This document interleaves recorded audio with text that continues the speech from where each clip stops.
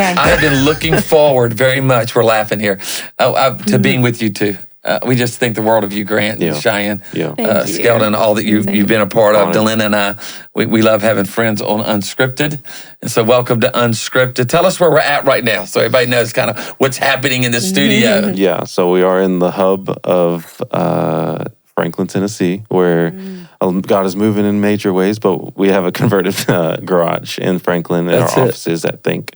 It's 2 years into building this thing, and this is where we shoot a lot of our content. I think I met y'all when y'all just got married.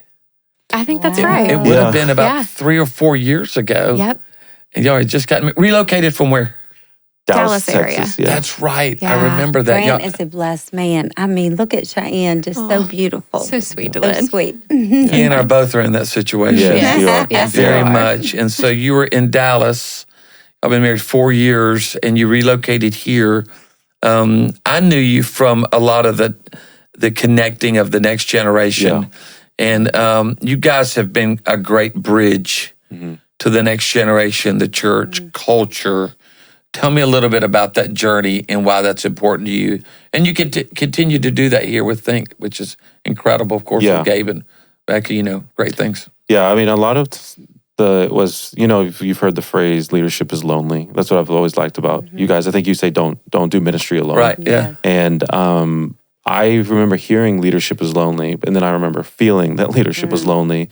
And I would make a case that maybe being a young Christian leader is one of the loneliest places you could be, because you grow up and you keep your love for God and you stay in the church, and then a good amount of people that were your friends kind of unfortunately often leave the faith. I think about 7 out of 10 to 8 out of 10 young people leave church once they enter into college. And so when so many of your friends are not there with the same convictions, the same values, then not only that you don't have Christian friends, then you start leading. You get thrust into these leadership positions. You guys have so many young church planners that are in that position where it's like, I don't just love God. I want to do something about my love for God. I want to impact my work, but I especially want to impact my city.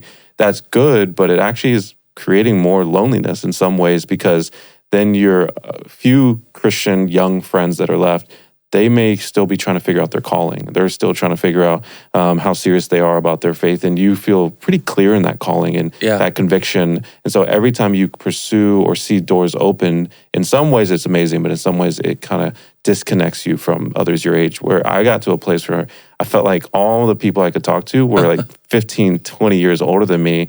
And I couldn't talk to many of my young friends. But when I would go on the road and speak and meet other people or see them on social media, I was like, there are other young Christian leaders in Atlanta or in Detroit or in New York. And long story somewhat short is I had a mentor just really encourage me to do some retreats and get some people together. He could tell I was lonely, and he felt, I almost was like, I think I need to move to one of those cities, because I just want a friend throughout the weeks, and not just once a year at a conference when I see him. Right. And what he said is, don't discount 3 to 4 meaningful days together. Get some time together, create vulnerable spaces, and really share what's going on, and maybe do that once, twice a year. And he's like, it's so powerful what can happen. And it really did. I mean, we talk about Noah Herrin. We're at Way Church. Noah was at the very first retreat I ever did about 7 years ago. Wow. And he was actually the photographer. He was a baby. Yeah. We got to get pictures of this, because Noah was he was pastoring a little bit. Yeah. And he was starting a young adult ministry near Lee University. But Noah came as the photographer. Yeah. He did a lot of photography at the time, adventure photography, in the mountains. It's beautiful. But Noah was not as the speaker Noah that we know today. Yeah. And it just kind of shows, this, we were just talking about, is what God does when you have key relationships at a young age, and you guys kind of almost borderline covenant to each other. I got your back. I want to help you. I want to see you win. Flow. Yeah. Mm-hmm. And then every 5 years, every 10 years, 20 years, you look back and you're like, man, what is God doing? How did we end up here? And anyway, that started doing this retreat, saw how meaningful it was for 12 guys. I would say 8 of those guys are still some of my closest friends to this day. And I just realized, okay, we need to do more of this for young leaders across the nation. Anything you would want to add? Yeah, I think it's just been really sweet to see how God's really breathed on it over the years, from a advice from a sage mentor of, hey, create some space because you're feeling this loneliness, and how God's just been really kind to use our own stories and our own journeys to create space for others who are feeling that same thing. And I think our hope and dream would be that over the long haul, these friendships that have begun forming over the last few years, that there would be deep roots, so that as we continue on in life and in ministry, when things get hard and the seasons get heavy, that they feel that they're connected and that they have other people in their corner and can reach out and feel that level of support. I'd add like two things too that I think we started figuring out pretty quickly that I just encourage anyone who builds communities is, I think two things come to mind. Is one, like we started realizing the power of giving people places where they could be vulnerable. And the language we used was like, hey, you can take your cape off here. We know at a young age, if you're here in this room and you're like doing regional or national work, you probably got thrust into leadership in your teenage years or really quickly, and you've seen yourself as a leader and being someone pouring out for years. And maybe you didn't have that much of a season, or even right now have people pouring into you, but this is a place to take off your cape. And I think when you can have a vulnerable environment, and then two, I try to create core memories is my thing. Often I think the temptation as leaders is like, okay, if we're going to get everyone together, what are we going to teach them? What are we going to train them in? And we do elements of that. It's never, that's always going to be important. But I'm way more fascinated with how do I create core memories, not just content. Because this is a generation like saturated with content, but I would say they're starved of connection. They have connection online, but they're still so lonely. And so I just think like, even if for you two, I got to assume when you think of who are some of our closest friends, I bet that you can have a lot of moments you can think of where it's like, oh yeah, we've been vulnerable with each other. They've walked with us through hard things. They know our dreams, but they also know our struggles. And then also, I have some amazing core memories that could like make me laugh so hard. And when we come back together, we're like, remember that time remember this day, remember when, and those are the people, if you can create those moments, then when things get hard or when you run into a problem or when you're down, you're going to quickly call those people. It's almost like with, I know, things where they say everything's changed, nothing's changed. It's this phrase, because it's even like when I think about, we get to be a part of ARC, or we're year 23, launched all these churches, but it came out of friendships. Think about our closest friends. John Siebling, Leslie. Been through good, been through bad. We can, when we're together, we laugh. When we're together with Chris and Tammy, the Bezettes, the Champions, the Ketterlings. The list goes on and on. Herbert Cooper. We always sit around and we end up talking about core memories. We do. You're right. And then we talk about, hey man, remember that time? Remember it? And then we decided to do something. It's almost like ARC came out of a need. Of course, Billy Hornsby was there as a founder, and Greg Surratt, same thing. It came out of a need of like, let's do something together where we could have something missional, purpose.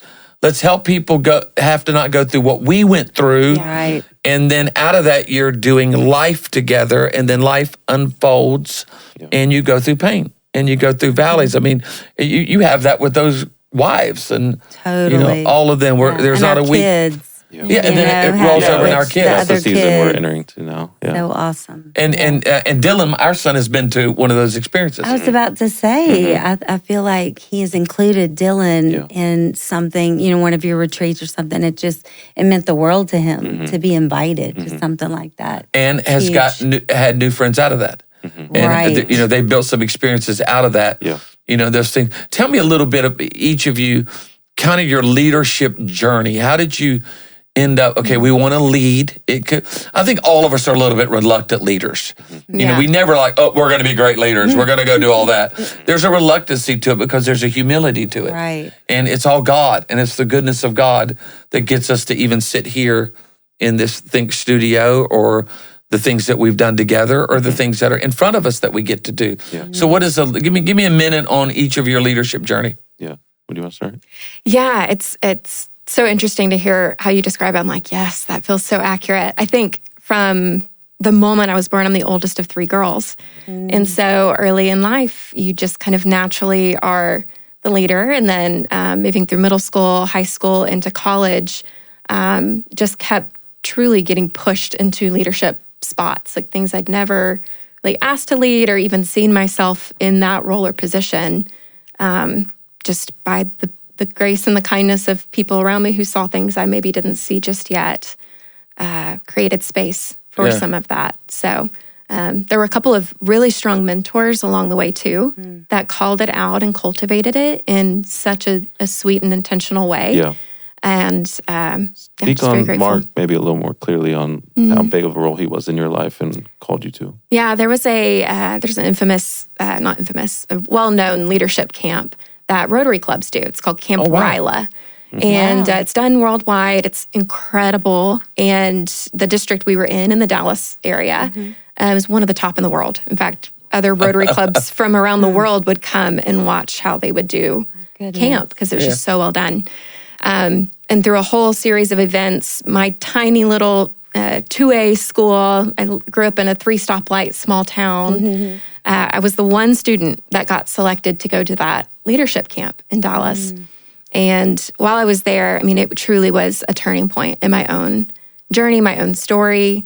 And the camp director, who was kind of over the whole thing, really saw something in me, very much took me under his wing. He became almost like a second dad to me. Yeah. Wow. And from then on, I continued to get opportunities to stay involved, went back as a counselor, went back on staff, volunteered. Mark would ask me to come and speak at other Rotary gatherings and share my story and what I'd experienced. And he was kind of known for not telling you that he was going to call you up and have you speak to the hundreds of people in the room. You do that a lot. I'll do that. Well, you see that potential. Genuine. Yeah, that's right. Yeah. So, And also, That's awesome. I was thinking about how he kind of spoke a word over you, or gave a kind of a name. yeah, for you. and ironically, I'm wearing it today. He would call me a spark plug. Wow. I had that imprinted on a bracelet recently. Wow. And he said, Incredible. Shyanne, when you step into a room, you help light it up. Yeah. Like there's just a spark, and people smile and they feel the warmth and the comfort Definitely. in your I leadership. see that. And that's something that has just Man, that's really big. marked my That life. is Yeah, that's big. huge. Yeah. And that's so Amazing. needed with what you do now. Yeah. I mean, it's massive with the plight and the pain of this bridging the generations. How important is it that somebody saw that potential That's right. and called that out? And we've all experienced that. Grant, what leadership journey? Yeah, for me, I mean, I just even quickly comment on hers. I'm actually like fascinated right now of trying to find what were the components that happened to develop high capacity young leaders, because I feel like all the research on young people often is negative. It's like, why are they leaving the church, or why are they taking so long to get married, or why are young people not graduating on time, or why are they moving back home with their parents? And it's good, but it's like telling someone in Alabama or we're from Texas in the summer, hey, it's really hot right here. It's like, yeah, we knew it was hot. But they're like, but did you know it's 120 degrees? Like, I was like, okay, now we know accuracy, but that doesn't solve our problems. And so lately I've been thinking, instead of what's wrong, like what's working, and why do the young leaders we get to do life with, the Noahs of the world, kind of like, why instead of leaving the church, they became leaders in the church? And one thing that happened to me and it happened to her was usually two things, is they have some type of mentor that intervenes in their life. All the best stories do. Like Luke Skywalker with Obi-Wan Kenobi is nobody. Like he's just looking at those moons and has a dream in his heart, but no way to get there. Neo without Morpheus. Simba without Rafiki. Harry Potter without Hagrid showing up. Harry's just living in that closet for the rest of the movie. Exactly. They're the linchpin in their stories. And I had someone very similar, like my wife, 2 weeks into becoming a Christian. I actually didn't tell anyone because I had seen Christians come to faith, and people come to faith and then kind of back off and fall back into their regular stuff. And I actually went to church not knowing I was going there for the wrong reasons. I was newly single after 3 years in high school, which I know it's not that long to be in a 3-year relationship, but in high school, that's like forever. They're like high school sweethearts. Like, and I was very brokenhearted, but I was looking for, I was like, oh, there's a lot of girls that go to this church. I'm ready to move on. I got hurt in that relationship and gave my life to Jesus, March 8, 2006. I drive home. My mom, who's the strongest Christian, think like praying mom. The last thing I wanted to do was tell my mom I became a Christian, because my mom's big on Facebook. She would have been telling the whole world, and I would have been held accountable for being a Christian. And so I'm like, I need to really see if this is real. And 2 weeks in, one, I started feeling convictions for things I had never felt convictions for. Right. So I was like, okay, I feel like my heart's changing because I'm not trying to think about this. I just feel like this is wrong. Little things that I didn't feel like were a big deal, but what happened was 2 weeks in, I was like, okay, this isn't going away. I'm either going to give my life to Jesus and go all in, or I'm going to feel this conviction. And it was actually a Christian song, and I never related to Christian songs. In fact, I usually cringed when my mom played it. And there's a song, you want to be in the light as you are in the light. You know that song? It's like, and there's a lyric that says, what's going on inside of me? I despise my own behavior. And I felt that. I was like, that's what's happening to me. Like, what is going on inside of me? I am despising my own behavior. And it was around that time I decided, okay, I'm going to be a Christian. I don't know what that looks like fully, but I'll start being public with that. And I got a call from the youth pastor at the church I was going to. And he's like, hey, I saw you gave your life to Christ. You signed the card and gave your information. I saw the school you go to as well. And he just kind of basically said, I've been trying to reach your school, and your school's really, it's a difficult school. It doesn't seem like there's a lot of Christians there. But yeah, I just wanted to hear my story. And at the end of the call, he just said, hey, so it looks like you don't have a lot of Christian friends. Your dad's not a Christian. You seem like you want to take this seriously. He's like, would you be willing to let me disciple you and pour into you? But, and now I know, because I know the youth pastor world, but he said, my one contingent thing is, you have to try to reach as many kids for Christ at your school the next 2 years. And he's like, because if you were on the basketball team, you have influence. You could like use that for something bigger. And I think I was so lucky to have this vertical relationship with God, and then 2 weeks in, have a vertical relationship with a disciple maker in my life, and a horizontal mission to go reach my school. Yeah. So I wasn't learning for myself and just like, okay, I'll just figure it out. It was more like, I'm learning all the time. I'm taking notes because I felt like responsible to reach my school, and God blessed that a lot. And I think I'm very, very lucky to kind of see myself kind of as a leader at a young age and have someone speak life into me and call me to something big, like my wife received as well. We all, when you're talking about that, both of you, I was thinking of people in my life who did that. They called out potential. They saw something I didn't see. You're the same way. You had good parents. But you had other people that were there. In your life that saw those things. We've had people together, they saw it in us. Yeah. When we thought about planning a church at a very young age, I was 27, 28, you were 22, 23, and, and a few people just, not a lot, because there wasn't a lot, But I think about when he was saying that, I think about, today's generation, how it seems like there's not as many mentors out there that are pouring into the next. And that's such a need for what you guys are doing. Because, I know for us, I did this thing, Teen Talent, in the AG world. Now it's called Fine Arts, I believe.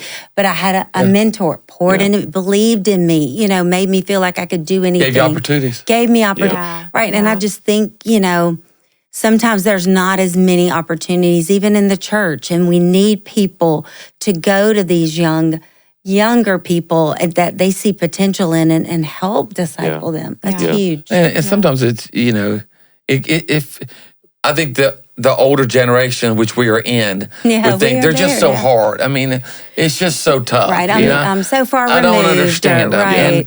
And you say something, Grant, I know it's important that, we all see this next gen problem. The next gen has a problem. You say when it comes to church growth, it's not about the next generation. We have a discipleship issue. Yeah. We have a discipleship disconnect. Explain that for a minute. What do you mean when you say that, and how does that help maybe churches that are watching, church planners, leaders? So, fix the discipleship disconnect? Yeah, I mean, two thoughts come to mind. Is one, you can get consumed by the new generation. Be like, okay, what are they like, and how do we make church work for them? Yeah, and I get the heart and intent is good, but you're gonna reach a generation. They go by so fast. Like I wrote a book on how to reach the next gen and disciple the next gen just 6 years ago. It was all about millennials. I regret it so bad that I used the word millennials because it says millennials all over that book. You're dated. And I wish that I'm prehistoric. Well, I just why didn't I not just use the word next generation? Because I still believe in the principles, but I use the word millennial. It went by so fast. So if you just talk about how to reach one generation that goes by quick. You like dress like them, or even I think sometimes about tattoos. If I see a tribal tattoo or a barbed wire tattoo, I'm like, that was in the 90s. Like that didn't happen. But I think about my tattoos. I'm like, oh, there will be a day. I'm like, oh, those are old school, or like, and so it's fine. It's not bad. It's just I think of Billy Graham. He said, the methods always change, but the gospel stays the same, and the message stays the same. But the one method he did give us, though, was discipleship. And I think of churches today, and with the Great Commission, it really has 4 calls to action, or 4 verbs. He's like, go, make disciples, teach them to observe all that I've commanded you, and then baptize them in the name of the Father, the Son, and the Holy Spirit. So go, teach, baptize, and make disciples. And I feel like most churches have a very strategic plan for going. Like we do missions. You know this. We vet our partners. We don't just show up in other countries and just say do whatever. Like they literally write books about like this is when helping hurts. We're very wise and strategic with our going. We're wise and strategic with our baptisms. Like even our spontaneous baptisms, we strategically plan when those are going to happen. They're spontaneously offered to the people. And there's a proclamation over it. Yes, and there's often classes for baptisms. We want this to be wise, thoughtful, strategic things. And then teaching, I've never yet seen, no matter how Pentecostal or free-spirited a church is, I've never seen the church that has an organic approach towards teaching. They don't just say, hey, who's feeling it this morning? Like everything is strategic, except for with discipleship. That's the one where I say, I don't know if we have a next-gen problem as much as a discipleship problem, because I think if you ask a church in their congregation, like I think of it this way, put 100 people in the church in different rooms, give them a white piece of paper, and just the question is, what is the discipleship strategy at our church? Would those people answer the question the same way? And if not, then it means we just haven't given as much clarity. And that's my hope, is just to get to clarity. I'm not saying we all have the answers for discipleship, but that there's a clear answer for what that could be. How would you define discipleship? To me, there are 3 components to discipleship, and depending on your camp, there's emphasis on each, and I think each one of them are really good. There's, I think, biblical memorization. Then when I was growing up, that was really big. The Navigators did that. Where I was like, let's go through this book.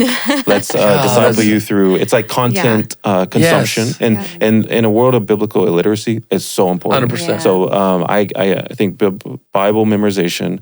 I'm leaning towards leadership replication. That's what I like, of like, hey, that you are really good at this. Like, you almost always have someone with you. You're always empowering someone to like, it's like you have a shadow where those leaders might not be in the Word with you every day, because you're like, I want you to be in the Word. And if you got questions, come to me, but I will give you responsibilities and I'll develop you. This is what Jesus did with the disciples, is they didn't just meet with him, they followed him. They were always with them. Side conversations. Those moments of, why did you do this? Yes. They say discipleship is caught more than it's taught. And it's that kind of discipleship. But I will say, Dino, one thing I've missed as a leader for like 15 years, even though I was discipled very quickly, and realized later that doesn't happen to most Christians. They don't often get discipled weeks into their faith. Is I would say, if there's biblical memorization and then there's leadership replication, there's also, I would say, inner transformation. And that's where I think Pete Scazzaro, I think John Mark Comer, Rich Villodas, different leaders that are kind of talking about slowing down, like where you feel like Jesus. People like you're disarming. You've got the fruit of the Spirit. Because it is possible, I think, to know the Word well and even be a great leader, but not feel like the presence of Jesus. And that does come with that abiding and that alignment. So there's 3 different ones. I, again, with a leadership replication, would say discipleship is frequently following someone who is spiritually just a couple steps ahead of you. Because anyone can do that. I think we have an idea that we don't disciple because you need to be some great speaker, author, leader. No, you just need to be spiritually just a couple steps ahead. And could you have someone who frequently just joins your life, because you can say, follow me as I follow Christ. That's good. Hey, thanks so much for tuning into this episode of Unscripted. We want to take a moment to say a big, big thank you to Wesleyan Investment Foundation for making this episode possible. For more than 75 years, WIF has been partnering with churches and church planters to meet their borrowing needs. WIF provides loans that help fund spaces and places where ministry happens, empowering churches to expand their impact and fulfill the vision that God has given them.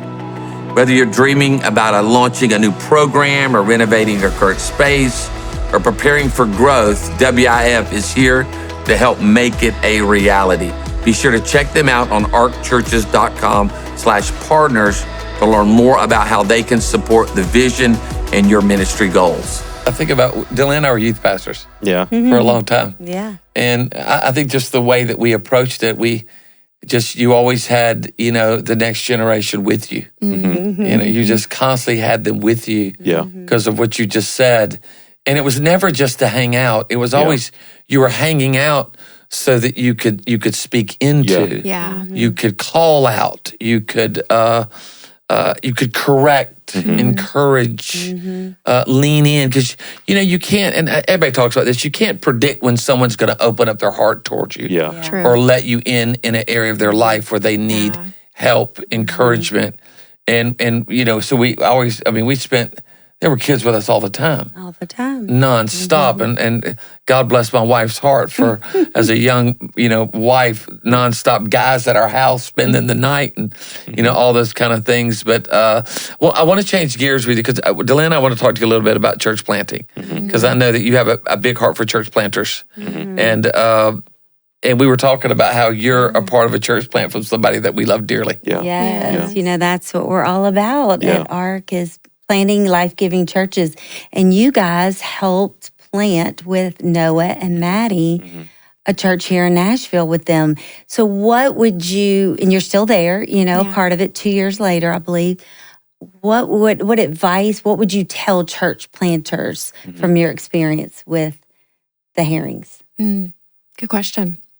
You have thoughts right off the bat? I do, if you want me to go first. Go ahead. Okay. I have some thoughts too, but go ahead. I would say take advantage that so many people are in transition right now. That's actually an amazing thing. I had a mentor, Eric Swanson, who said people are the most susceptible to the gospel in transition than instability. So if you think about even your testimony, I don't know for you too, but I would assume, maybe even bet on that 3 months prior to you giving your life to Jesus, there was some major transitions maybe. Because God often uses transitions to relinquish our vice grip type of control over our life and realize, hey, I need to trust his way because this is not working for me at all. And it could even be good transitions, like a new job, moving to a new city you're excited about.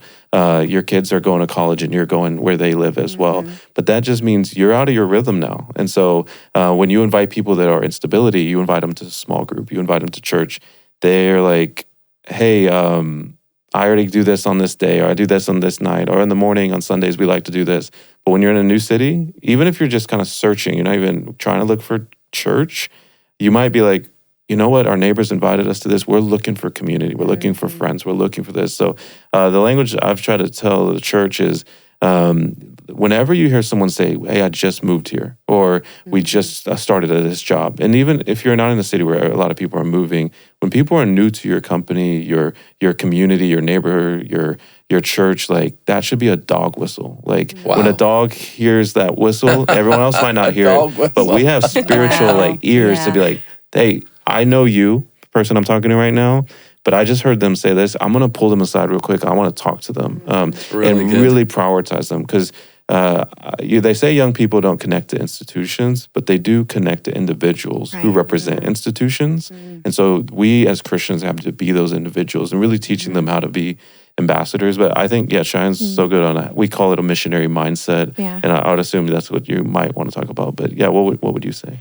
Yeah, I think to touch on the missionary mindset piece, it's one of the core values that we have there at Way Church. And when we were dating, we actually named a shared core value as community through competition. Yeah. And so I think a little bit of maybe some of our fingerprint and influence into what Noah and Maddie are so brilliantly leading has been, how do we infuse a sense of community that is still tied to the church, but is based in this, we get to compete, we're going to have fun. We regularly host Super Smash Bros. Game nights at our house, and we all get in the basement, and we have snacks, and we're just together, and we're having some of those bonding experiences where you're just building that trust. And so whether that's, showing up really intentionally in your workplace and building intentional trust-filled relationships there, whether that's the place where you go and you do your grocery shopping or your local gym, or maybe there's something in your community where you're regularly hosting, but just getting really creative around how you engage your community and the people around you, and just finding what's your unique flavor of that, and really just kind of casting some vision for it as well. So good. I would also add, I was thinking about this a little bit on my drive down here to meet you guys. And as I was thinking through, man, if I could talk to church planners, what would be something I would want to just really encourage them in? Yeah.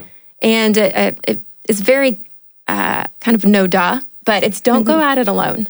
Yeah. Like have people who've walked that journey kind of act as a Sherpa, act as a guide along that journey. We bought a almost 100-year-old house a couple of years ago and have been renovating it.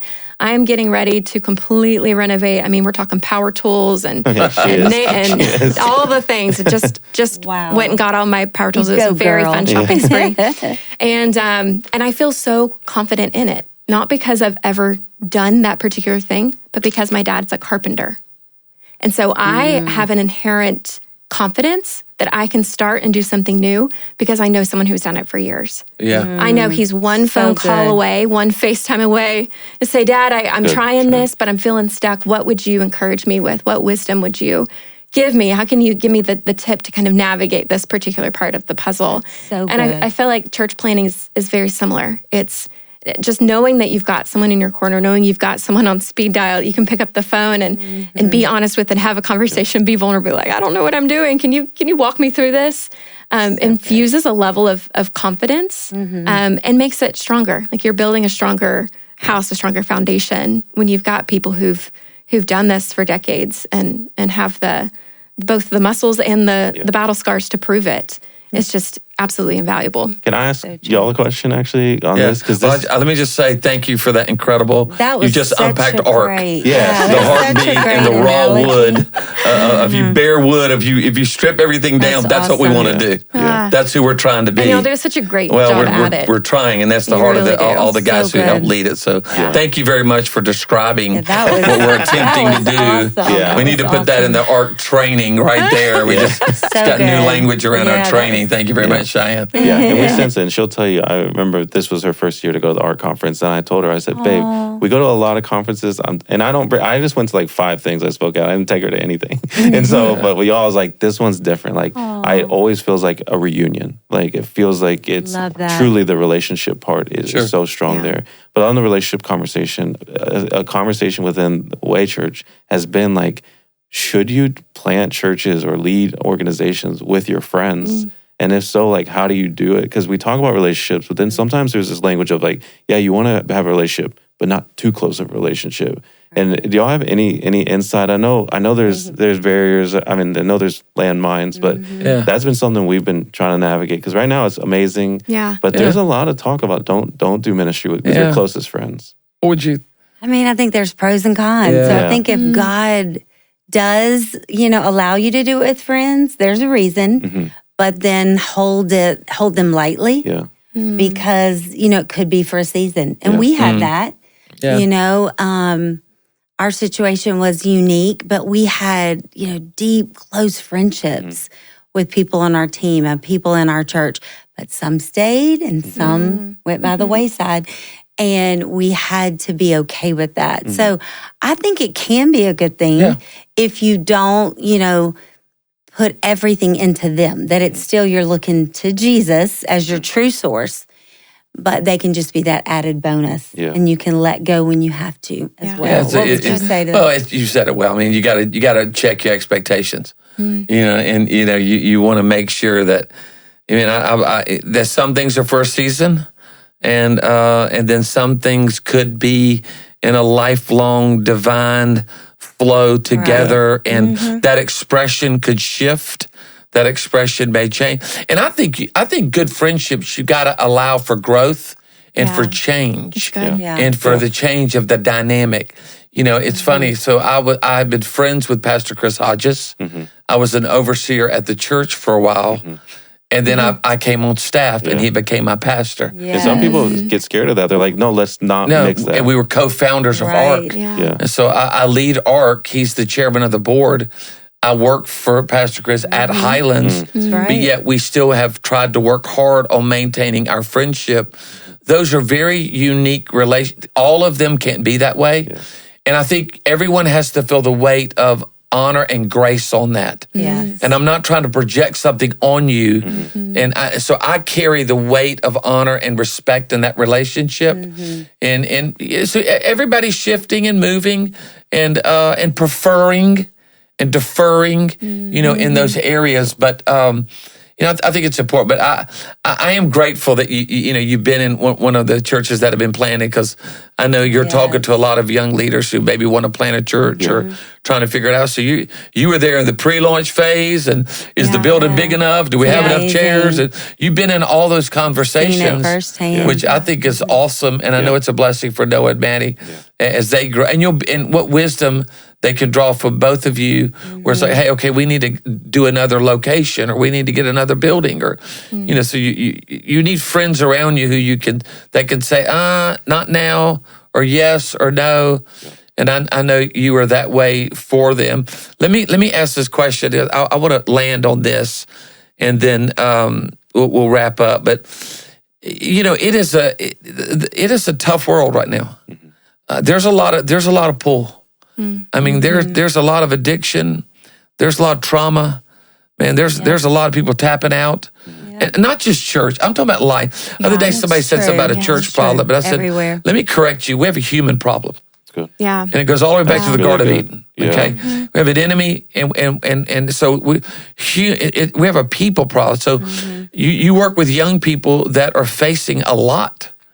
And there's so many things that you could get involved with that pull you away. And we've all had friends, and we've all watched the next generation at times do amazing things, but then also things that are painful to watch. So what is your encouragement to the next generation of just, how do you make it? How do you make it today? How do you stay true? I had somebody the other day told me, I don't know if I can live this life for God. I don't know if I'm wired to live this life for God and to be a leader and to live up to the expectation and to be all that thing. I just, there's too many things pulling me. Yeah. What do you say? Again, that's off ministry. That's just ministering to people right now. Yeah. What are your thoughts towards that? Maybe Grant, you could say something to Cheyanne. Yeah. Especially if it's a young leader, but I'd say anyone is, I think about advice you just gave us about committed to Jesus, what you said, and then enjoy that season. And I think about when the disciples asked Jesus, how do we pray? The first phrase, of course, our Father, is give us this day. And I kind of, the way I probably view it with even with Noah is like, hey, every day we wake up and we're, God, thank you for this day. And then I could like soak it up and rejoice in it. And I just think that mindset, especially for young people, there's such a pressure, even Christian pressure, to like build something and do something and know your calling and build a platform. And when I was a new believer, the prosperity gospel was like what people always critique. They're like, hey, don't fall into this. It's dangerous. Prosperity gospel, this and that. And I'm way more concerned for especially young Christians, like you say, that are anxious and feeling that way, is like, be careful of the platform gospel.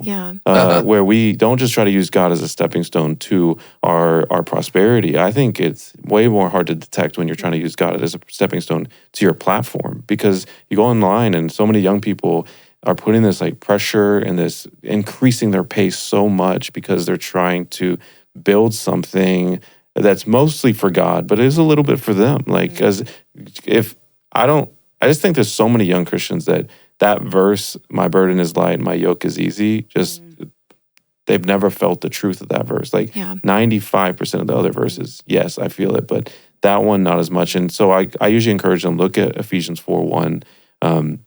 This is probably my main verse I'm constantly thinking to myself, because I can get that way too. I'm like, gosh, it is so hard. I wish I was I was just born 20, 30 years ago where it would just feel like it felt like it was easier. If you wrote a book, everyone liked it. It seemed like you were the majority. You got to influence the presidents and they liked you and the politics, and we were a Christian nation and all the things. But to take advantage of God isn't shocked or surprised or stressing out right now. Like He designed us for this moment, and not just next gen. This is why I love you guys and what you're doing is like God's often referred to as the God of Abraham, Isaac, and Jacob. That it's all of our generations prepared for this moment. And if God's not freaking out, neither should we. But 2, Ephesians 4:1, walk in a manner worthy of the calling in which you have been called. So 1 is walk, not run, not rush. And in a manner worthy of the calling which you have been called. And I think sometimes a lot of young leaders, if they check, why am I so anxious, they're putting unneeded pressure on themselves that Jesus hasn't added, they've added. And they're almost reading it like, I would jokingly say, run in a manner worthy of the calling in which your friends have been called. And all of a sudden you're like, that's exhausting. We've all been there. We fall into that trap and just checking, okay, am I running when God's not called me to run? Because you can't talk to Jesus if He's walking and you're running. Like, you're going to be way ahead of Him. But can you just walk at a pace He's called you to? And so the last thing I would say, how do you check that, is I had a pastor that once said, you want to pay attention to when your heart is light and your feet are heavy. That's a good sign. Your feet are planted, your heart is light. Yeah. But whenever you start realizing day after day after day, your heart is heavy, you'll probably notice your feet are really light. You're scrambling. You're looking for something to fix that pain or solve that discontentment. And so I started trying to pay attention to that. Go back to God. I was like, okay, my heart has been heavy too many days in a row. And my feet are so light, scrambling to find the answer or the solution outside of Jesus. So I need to get back to Him and hit the pace He's given me. All of a sudden, like, my heart starts getting lighter. My feet start getting heavier. Yeah, that's great. That's so good. That's good stuff. Yeah. Mine, there were 2 things that kind of came to mind. The first is, as cliche as it may sound, stay with Jesus. Yeah. My mentor is just such a beautiful example of what a life of continually saying yes to Jesus's invitation in different seasons and in different ways, in different vehicles, continually saying yes to Jesus's invitation of come and follow me. And so I know for myself, when life starts feeling really loud and things, you feel like you're kind of caught in the swirl. Like I just try to get away with Jesus. And so I'm like, okay, Jesus, what's your invitation for me to that follow me? Because that's what I want to give my yes to. And the second thing, I love that you brought up the purpose and the calling piece. The work I get to do is I'm a certified life plan guide. So I get to walk with people through a 2-day intensive to really understand and gain perspective on how God's wired them. Like, what are the unique gifts He's put in you? How has He wired you to naturally feel drawn to certain things, to feel passionate about certain things, these talents and gifts, like spiritual gifts, as well as, a gift of leadership over your life or a gift of discipleship, whatever that may be. How do we look at the way that God has used your journey to form and shape you, almost like a potter is moving and working the clay over time? How do we get really curious and thoughtful and intentional at uncovering some of these clues?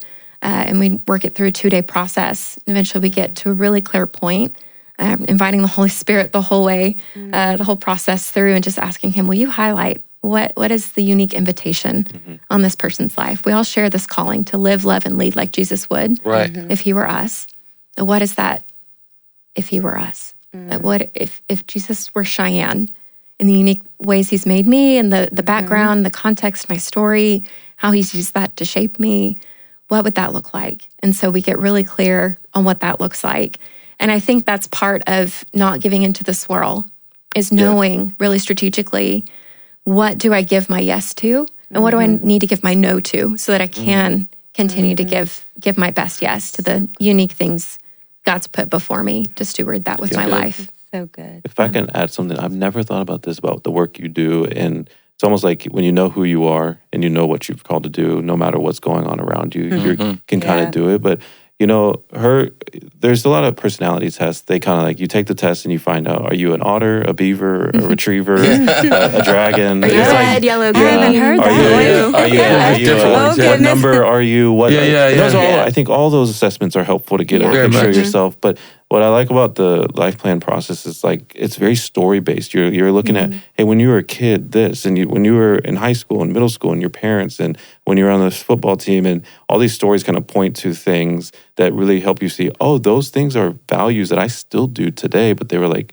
uplifted then. And I was just thinking about, we're doing a lot more counseling these days as we're married and just getting older. And I've always made the joke lately. I was like, counseling at this point, I've realized is just me talking about things that happened to me when I was in middle school and elementary and my parents and still following into my life today. And I've never thought about how counselors are helping uplift those things and heal those things that really mark us for the rest of our life and could crush us if you don't find the silver lining. And the work you're doing is like, how important it is for all young people to like heal those things, to also find what God's made a purpose for your life and giving you like signs of what you're called to do. So when things are hard, you know who you are, you know what you're called to do, and the circumstances around you are like the sand, but you've kind of built it on a rock. It's good. It's interesting. And that it's like, if you can step into the intentionality, if you could be intentional, it stops that confusion that the enemy's constantly trying to bring to us. Where there's confusion, there's normally bad decisions. Your feet are light. You're scrambling.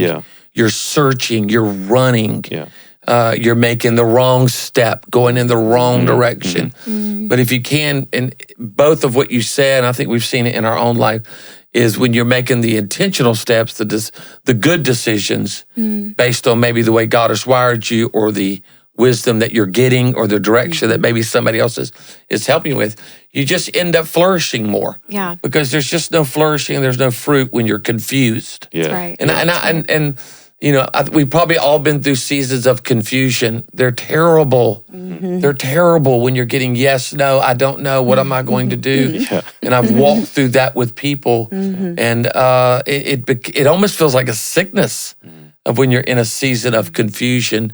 So we're doing everything we can to bring clarity. And Grant, that's a lot of what you do. Give us a quick little rundown on what you do and how people can connect with you through the various kind of platforms and streams of what you're doing, of course, with THINQ and some other things, because I think it's important for people to know how to grab hold of some of these resources, especially they're trying to bridge the generations or trying to build something. Yeah. I mean, of course, GrantSkeldon.com is my website, and that's where I definitely like to help churches kind of translate to them, how do we reach the next generation, especially how do we disciple them, what's working in developing high-capacity young leaders, again, not just what's wrong. But then two, working at THINQ. We just moved after like almost 20 years of doing all these like TED Talk, almost like 9-minute, 18-minute talks from Tim Keller, John Mark Comer. You've come and joined us, Christine Kane, a lot of leaders from all these different facets of the church. They're culture focused conversations often, and so we're at a place where like you can't avoid what's going on in culture. I do think these cultural conversations used to be almost like a luxury, because a lot of Christian conferences, you're talking about faith, the Holy Spirit, discipleship, small groups. We will talk about like technology, sexuality, things that are happening in the government. And it's so hard because now everything's politicized, but God has a heart for all these topics, and because they impact his people. And so you want to talk about them in a wise, thoughtful way, and tone definitely matters. And so we used to have a pay subscription, but we just took that down recently. Wow. So thinkmedia.com, THINQ, because we used to be Q, which stood for questions, and then changed our name to THINQ with a Q. So thinkmedia.com, you can create a free account in your church. We have like hundreds of churches, even this election season, going into like, how do we have thoughtful conversations around this from a biblical lens? But you can create a free account and have access to hundreds of talks. And then, I'd love if you have young leaders. We are doing Next Gen Summit in downtown Nashville. And next year in 2025, Gabe and I will do THINQ Summit, where we do kind of the Culture Summit and these cultural conversations, and the Next Gen Summit for Next Gen leaders together in October. Oh, you'll do it together? Yeah. Yeah. That'll be cool. Well, and it's awesome. So good because you guys are creating resources and almost like some Cliff Notes, old school Cliff Notes that I grew up with, where you kind of okay, I don't understand this whole subject, but maybe I can get it in this chapter. Yes. And you and Gabe and the team, everybody is helping to answer those questions pretty well for us. Great way to put it. And it's and the other thing too is theology matters to you guys, which I think is super important. I mean, if there's no bedrock of theology and the Holy Scriptures and the sound doctrine, nothing's trusted. And I know how valuable we've had a lot of conversations about that. And so, thanks a lot for joining us at Unscripted. I've enjoyed being in Franklin and enjoyed being with both of you, DeLynn and I. I just think the world of you. Yeah, thank you guys. So honored to get to be a part and just cheering you guys on. We get to follow in the wake of some pretty big spiritual giants. So thank you guys for just your faithfulness to continuing to say yes to what Jesus has said in your own lives of follow me. So cheering you guys on. Yeah. Thank you. Thank you. At ARC, relationships are everything. We don't just plant churches, we build life-giving communities that transform cities for the glory of God. With ARC, you're never alone in the journey, and we want to provide practical coaching, resources, financial models that are rooted in generosity, help you plant a church, a large launch church to thrive from day one.